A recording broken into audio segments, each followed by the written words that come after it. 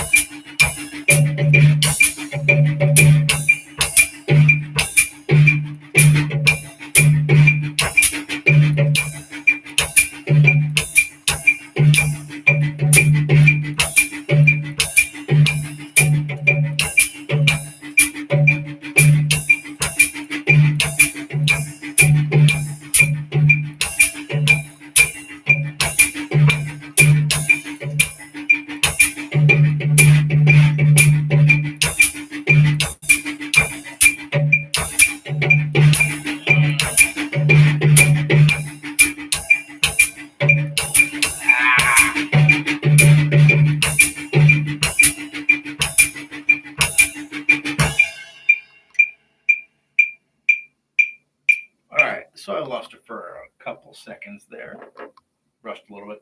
All right, so if you yourself are learning this, or if you have a student that you're teaching this to, all right, and let's say you or the student are having trouble, okay, one of the things I do with my students, and you'll find this in the past bunch of videos, because I explain this in pretty much every video, okay, is I take things away. I take away the snare and the hi hat, all right, and I have them play the necessary notes.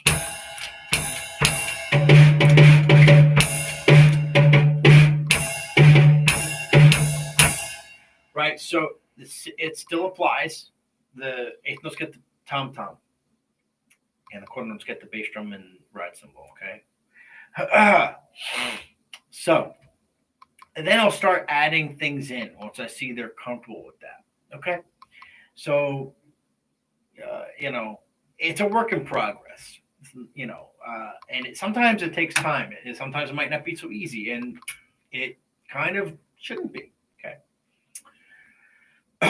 But then I will add in certain things, like maybe I might add in, depending on the student, I might add in either the hi hat first or the snare drum. Depends on what student. Okay, if it's the snare drum first, right, I will have them play it slowly, right. I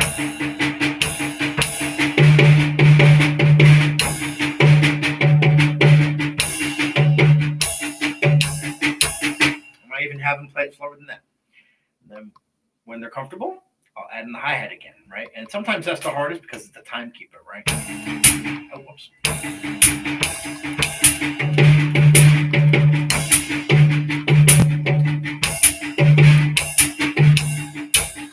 Right?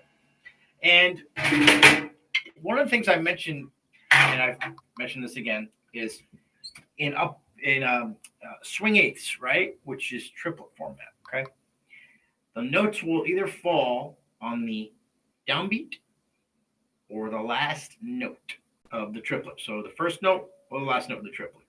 Usually it doesn't hit on the second triplet. Okay.